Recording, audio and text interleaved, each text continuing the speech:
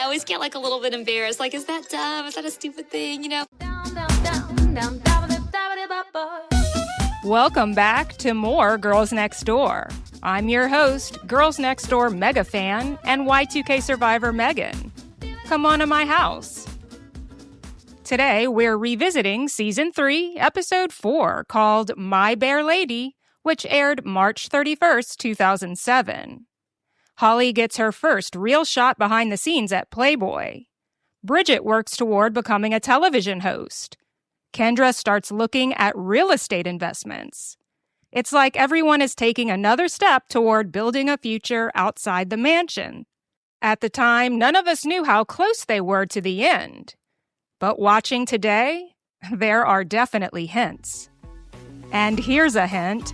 If you're loving this show and leave us a 5-star review, you can enter to win a More Girls Next Door Y2K Survivor hoodie. I've decided to make this giveaway a running contest for the time being, so there will be multiple winners. To enter, just email a snapshot of your review to moregirlsnd@gmail.com. I'll leave it in the show notes. And just one more thing before we get into the episode, let's crack open the Y2K vault.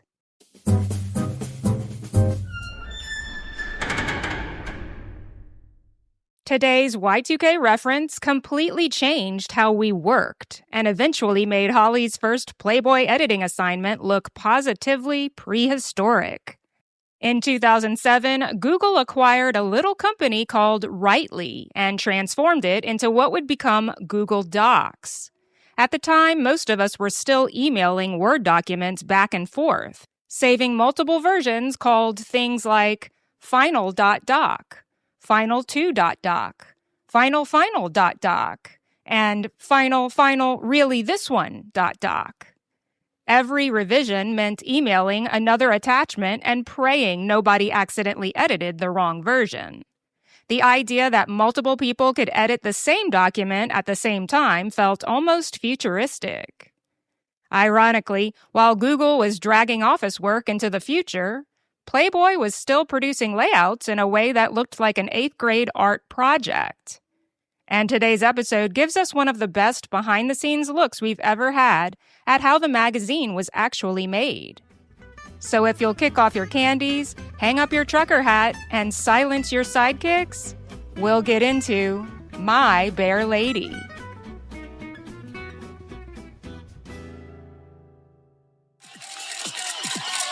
Tonight we're going to the Playboy Legacy Collection show. The collection is made up of Playboy photographs. All the famous pictures in the magazine from all the years. It's really cool because they're beautiful, beautiful pictures. Seeing the Playboy Legacy Collection is just a reminder of all the great things Playboy has done, and it's just very inspiring and makes me want to work at the Playboy studio. This is bliss, honey. I know it is. We open at the Playboy Legacy Collection Show, an event celebrating the magazine's photography through an art exhibition and auction. It's one of those nights Playboy loved to throw. Champagne, cocktail dresses, collectors admiring enormous framed nude centerfolds, and just enough celebrities to make sure the photographers never got bored. Hef arrives with Holly, Bridget, and Kendra, while several familiar Playboy faces mingle throughout the gallery. Before long, cameras swarm Pamela Anderson, who poses with Hef like they never skipped a beat. Even years after leaving Playboy, Pamela remained one of the magazine's most recognizable ambassadors. She wasn't just a former Playmate, she had become part of the Playboy brand itself.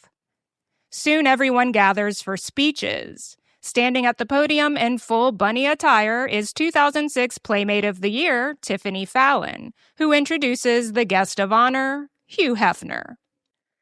Hef takes the stage and gives one of those familiar speeches we've heard many times over the series. He's reflective, he's grateful, proud of what Playboy has built. He pauses long enough to acknowledge his 3 girlfriends sitting in the audience before moving into a lengthier tribute to Pamela Anderson and everything she's contributed to the magazine. Now, if I were Holly, Bridget, or Kendra, I might have had just a tiny internal eye roll. Not that Pamela didn't deserve recognition. She absolutely did. But sitting there were the three women who had arguably introduced Playboy to an entirely new generation. The girls next door had completely revitalized public interest in the brand. Magazine circulation increased, television ratings exploded, merchandise was everywhere. The mansion suddenly became mainstream entertainment again. Without those three women, Playboy in 2007 probably looks very different. So while Hef is praising Pamela's enormous impact, I'm willing to bet at least one person in that audience was thinking, you're welcome. The cameras, however, have much bigger priorities. Right in the middle of Hef's speech, they cut to Bridget happily eating a skewer, fully committed to the hors d'oeuvres. Every time Bridget appears to be enjoying food, the editors treat it like they just uncovered Watergate. Everyone else is listening to Hef's speech, and E is over here like, forget the Playboy empire, look, Bridget found an appetizer. But I have to stand behind my original theory that had Bridget not lost her shit over this on Girls Next Level every chance she got, I wouldn't have made it a thing. This time really got to me. They showed me eating, and I was so pissed when I watched it. People who think it didn't affect me my whole life, it has. And it's horrible, and it really set me off. I'm so sick of this. People still think I'm the fat girl. I'm just like ready to wring somebody's neck. Now I can't miss an opportunity to point it out to you guys, so the cycle continues. The next morning, we're back at the mansion where Holly is standing over what looks like a medieval torture device, or just an industrial paper cutter. She's trimming printed Playboy pages before carefully mounting them onto standard letter-sized sheets. Watching this now is honestly kind of wild. Today, you'd open Photoshop, maybe InDesign, drag, drop, resize, done. And here we have Playboy, the biggest men's magazine in the world, basically making layouts by hand with a glue stick. It's a great reminder of how quickly technology changed. This wasn't 50 years ago. It was 2007. I've always had an interest in journalism, probably since high school, and I've learned so many things from Hef about editing and journalism. Now what I really want to do is direct the Playmate layouts. During an interview, Holly explains she's always been interested in journalism. Well, that caught my attention, mostly because we've heard Bridget talk about journalism for years. Broadcast journalism, entertainment reporting, hosting, correspondent work. That dream has always been central to Bridget's story. Holly, though, not really.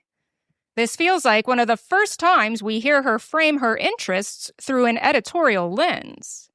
She says she's been learning from Hef about editing Playboy magazine, but what she really hopes to do someday is direct Playmate pictorials. That's a much more specific goal, and that ambition has already opened a door. Holly tells us she'll be apprenticing with Playboy's legendary West Coast photo editor, Marilyn Grabowski. If you've listened to Girls Next Level, you've heard Holly and Bridget speak about Marilyn many times. Marilyn Grabowski wasn't simply another Playboy employee. She helped define the visual identity of Playboy for decades. She had an incredible eye for selecting playmates, choosing photographs, directing shoots, and understanding exactly what worked for the magazine. Her opinion carried tremendous weight. Getting the chance to shadow Marilyn wasn't some cute afternoon hobby. It was an opportunity very few people would have been given. And Holly clearly knows it. Holly arrives for her first day dressed casually in jeans, sneakers, and a pink graphic t-shirt. No elaborate mansion glamour, no giant curls, no sequins, just someone eager to learn. Waiting inside are Marilyn Grabowski and Playboy photographer Steve Wayda. Now, if you've watched enough Playboy documentaries or dug through old pictorials, two names come up over and over again: Steve Wayda and Arnie Freytag. Those two photographers were responsible for an enormous percentage of Playboy's photography during this era. Each had his own style, each had loyal fans, and there was definitely a friendly professional rivalry between them over the years. Both were considered masters of the Playboy look. So Holly isn't learning from random staff members, she's basically doing an internship with the all-stars. Do you have like a checklist of everything you do for pre-production? Just think about the set, order a set. It's all in her head. It's all, God, it's only 40-some years. One of the most important things that I try to do is I really identify with the girl. Somebody said to me, oh, I feel so much better when you're here and everything. And I thought, it's because I always think I'm that girl. Almost immediately, Holly starts asking questions. Very Holly. She wants to understand the process. Do you have a checklist? Steve laughs. Nope, it's all in our heads. And I love that answer because every expert eventually reaches that point. Ask a chef for a recipe and suddenly it's, well, I don't really measure anything. Ask Tyra Banks how to smile with your eyes and she'll probably say, you just smize. Experience eventually replaces instructions. But Marilyn offers Holly what may be the single best piece of advice in the entire episode. She tells her to always put herself in the Playmate's position. Imagine how vulnerable she might feel. Help her relax. Make her comfortable. Because when the model feels confident, the photographs reflect it. It's easy to think Playboy was all about lighting, makeup, and camera angles. Marilyn reminds us that people came first. Before Holly even has time to settle in, Marilyn casually mentions something that raises the stakes considerably. Their goal? Finish an entire centerfold shoot in 2 days. Can Holly handle the pressure? We'll find out, but first, let's head to San Diego. What's up, girl? What up? Ready to go look at some places? Yes, I'm more than ready. Matt is my wonderful agent. I'm gonna get one now. We gotta make a smart decision here. Huh? I wanted to buy a condo for investment reasons and to rent it out. There's no need to just rush into any place. Where am I going? We catch up with Kendra behind the wheel of her black Escalade making the drive south. She's on her way to pick up a man named Matt, whose on-screen title simply identifies him as her talent agent. Together, they're going to look at condos with a real estate agent because, according to the episode, Kendra is interested in buying property as an investment. And on the surface, that sounds very responsible, very grown up, very, I have a business manager and know what equity means. But years later, Holly and Bridget shared an interesting theory on Girls Next Level. Looking back, they've wondered if the condo wasn't really an investment at all. They suspect it may have actually been Kendra preparing an exit strategy from the mansion. And that theory makes a lot of sense. Think about it. If Kendra had openly announced, hey everybody, I'm buying my own place because I'd eventually like to move out, that probably would have raised questions from Hef, from producers, from viewers, from just about everyone. Calling it an investment gave everyone a comfortable explanation. Nobody had to ask why she suddenly needed another home.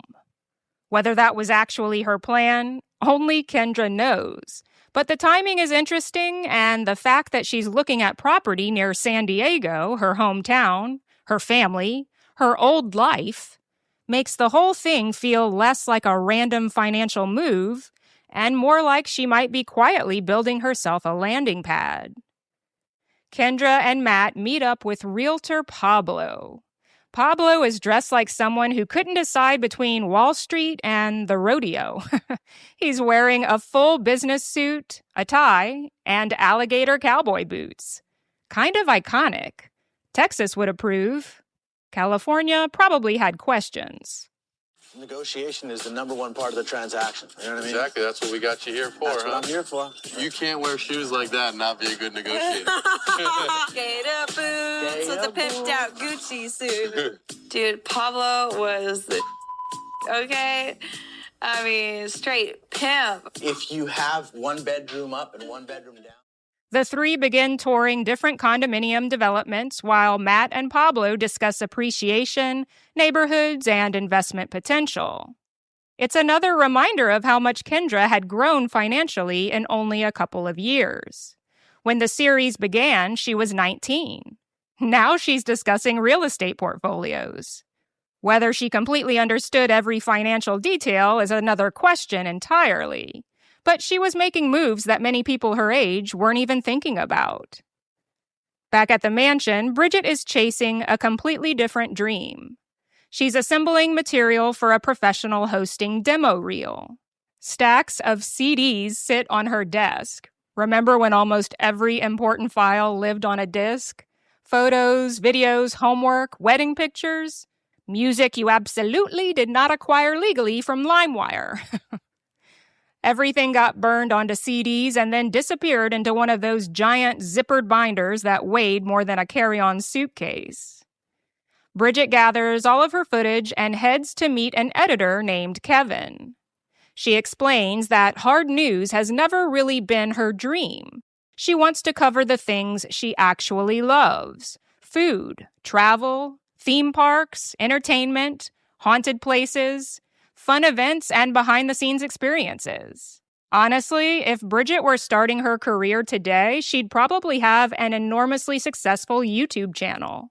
Haunted hotel tours, theme park food reviews, Halloween events, travel vlogs. She basically had an entire content strategy before content strategy had a ring light. Kevin starts reviewing her footage, and we see a mix of Playboy TV segments, hosting appearances, workout video material, and other clips that show Bridget's personality on camera. It's actually a pretty diverse collection. Then Kevin gives his assessment.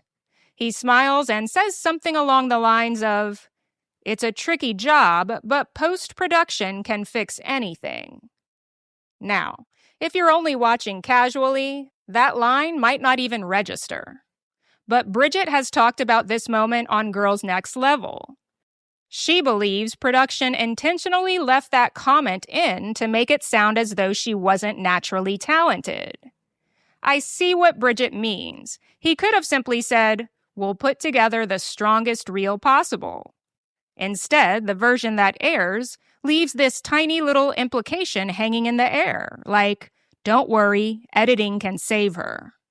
It's subtle, it's not some huge villain moment, but reality TV loves a subtle little paper cut.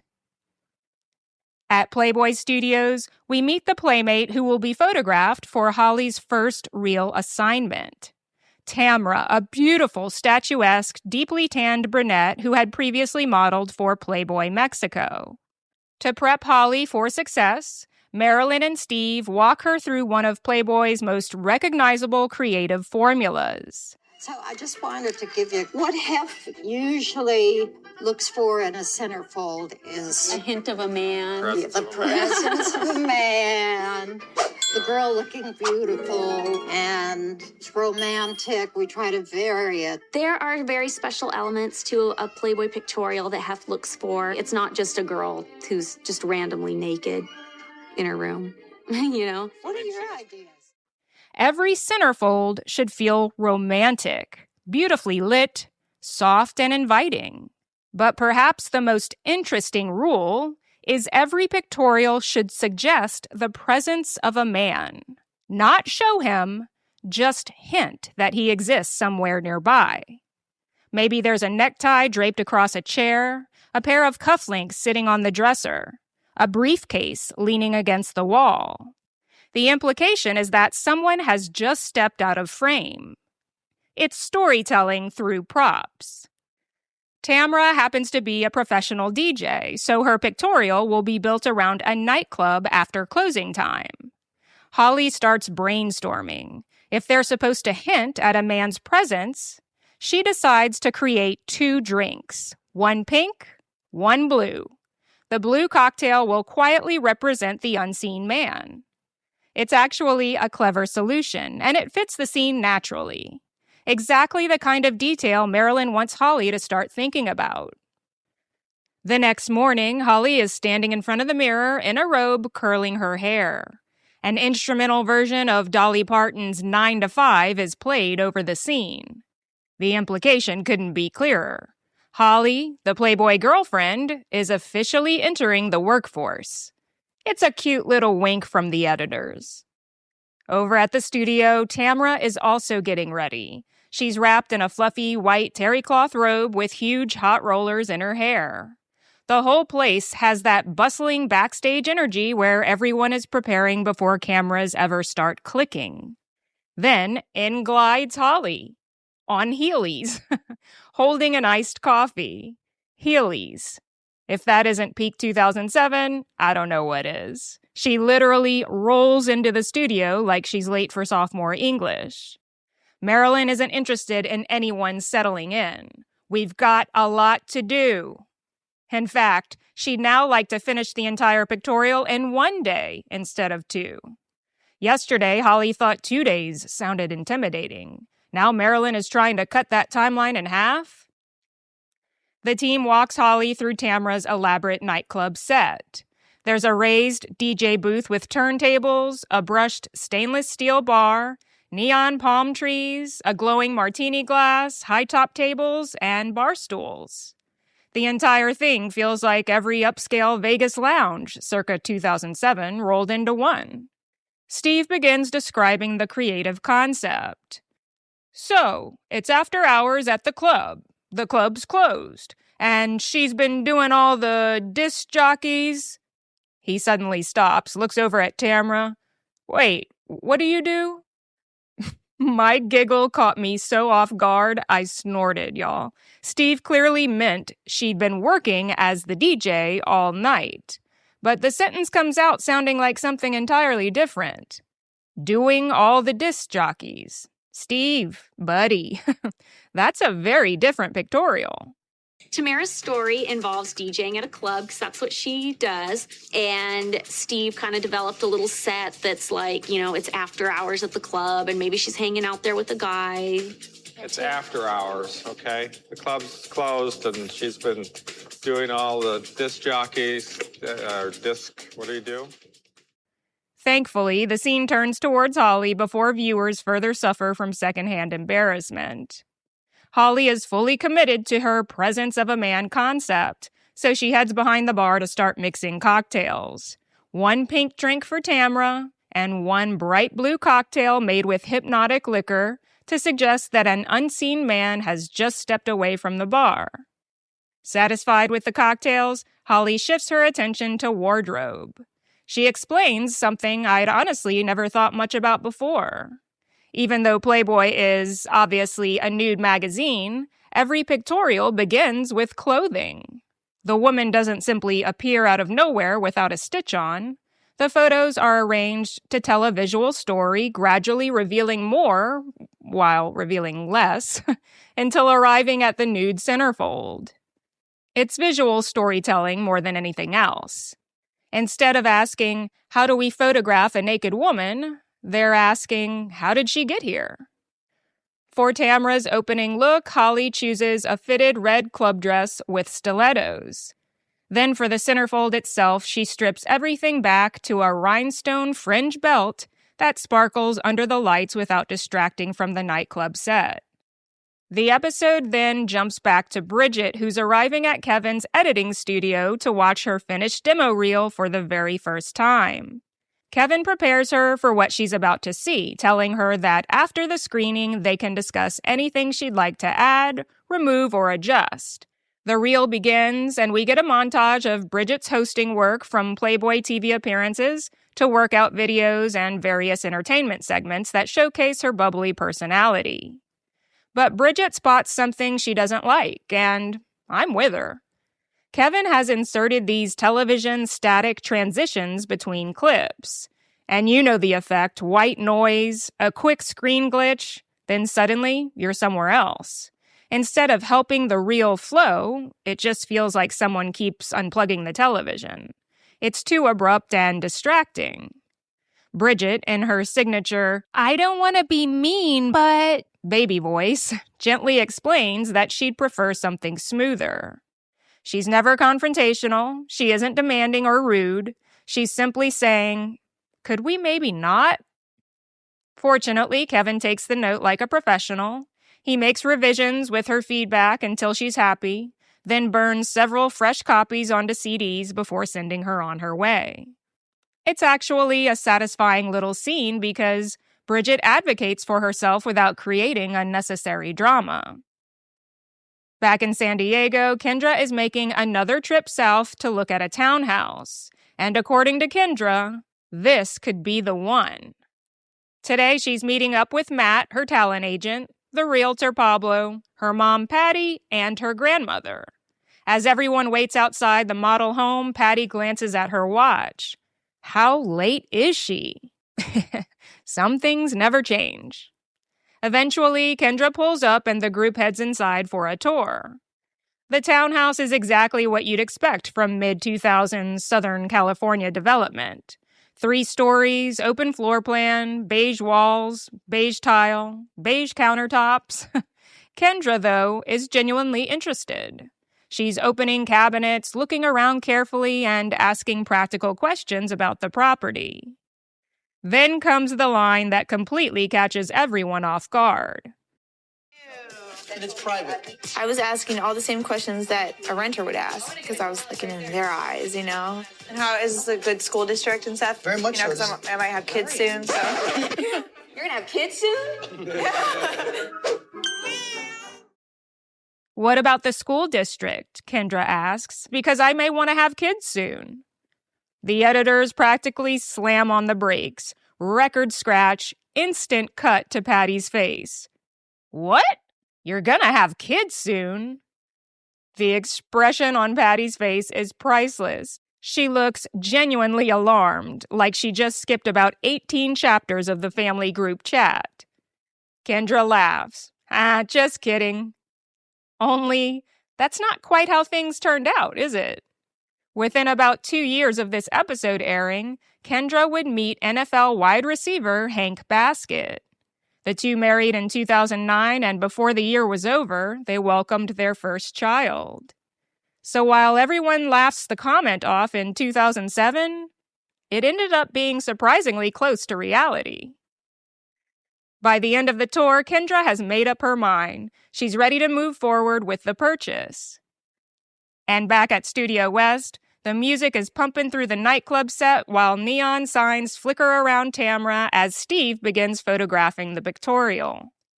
Every few seconds, another image appears on the nearby monitor for Holly and Steve to evaluate. At one point, Holly suddenly stops. Does it look like the palm tree is coming out of her butt? She isn't wrong. Because of the camera angle and Tamra's positioning, one of the glowing neon palm trees in the background appears to be sprouting directly from behind Tamra as she poses across a leather booth. It's exactly the sort of thing nobody notices until somebody notices. Great catch, Holly. Maybe she really does have the eye for this after all. Let's pick out an example to send him. Yep. You know what is harder than I thought it would be is there's so many great pictures. I can't narrow it down. What's more important to me right now is not speed, but to do it right. And to show Hef that having me at the studio isn't gonna totally f everybody up. As the day goes on, Holly admits the job is much harder than she'd imagined. Not because the photographs aren't beautiful, but because they all are. Every click of Steve's camera seems to produce another incredible image. After reviewing hundreds of shots, the team finally narrows the field to 2 standout centerfold options, both featuring Tamra on the raised DJ stage beside her turntables. The finalists are printed and immediately couriered over to the mansion for Hef's approval. Holly can barely sit still. If they can complete an entire centerfold in 1 day instead of 2, she'll have accomplished something pretty remarkable. Finally, an announcement comes over the studio intercom. Holly, you have a call on line 1. She practically sprints down the hallway, and the call is placed on speaker so everyone can hear. Hef's response couldn't have gone much better. He congratulates the entire team and says both photographs are so strong that he can't even choose between them. In other words, They have a winner. Relief washes over Holly's face. She's so excited she nearly forgets to end the call with an I love you before racing back to celebrate with everyone else. In an interview filmed moments later, Marilyn praises Holly's instincts and says she'd happily welcome her onto the editorial team. Coming from Marilyn Grabowski, that's about as meaningful a compliment as Holly could receive. Meanwhile, Kendra is sitting in a loan office signing the paperwork for her new townhouse. In her interview, she reflects on how she got there in the most Kendra way imaginable. My first investment was my boobs, so it's kind of like my boobs got me my condo. And oddly enough, the logic tracks if you can look at it from Kendra's point of view. She feels that getting breast implants ultimately opened doors that led her to the mansion, the television show, better paying opportunities, and finally enough financial security to purchase real estate. Then, because it's Kendra, she grabs both breasts, thanks them out loud, and gives each one a kiss. Look at all that work. You know, my first investment was my boobs. My boobs, I feel like, got my condo. You know? Thank you, boobs. Home at the mansion, Holly and Hef sit together reviewing Tamra's finished proofs. Hef is genuinely impressed that Holly managed to complete the assignment in a single day.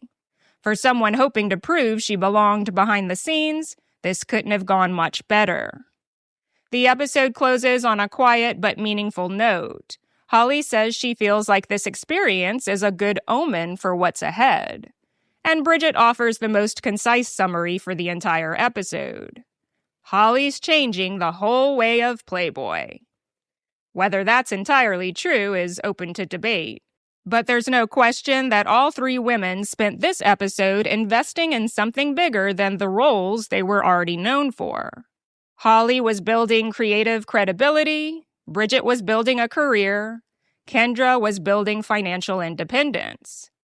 Looking back, those three paths would eventually take each of them far beyond the gates of the Playboy Mansion. There's another little thread running through this episode that I don't think the editors intended. Every one of these women is becoming more comfortable trusting her own instincts. That's a pretty significant shift from season 1 when they were mostly trying to figure out how to fit into Hef's world. Now they're beginning to shape worlds of their own. And that's what makes My Bare Lady surprisingly important. On paper, it's an episode about magazine production, demo reels, and real estate. In reality, it's about confidence, about finding your voice, and about realizing you're capable of much more than the role everyone expects you to play. Next time, we'll head into another chapter of Season 3, where the mansion always manages to find a new way to surprise us. Until then, thank you so much for listening to More Girls Next Door. I'd love it if you'd leave this podcast a 5-star review, and if you email a snapshot of your review to moregirlsnd@gmail.com, you'll be entered to win our More Girls Next Door Y2K Survivor hoodie. That's More Girls, N for next, D for door, @gmail.com. I've decided to make this a running contest for the time being, so there will be multiple winners. I love you guys, and I'll see you next time. The bricks.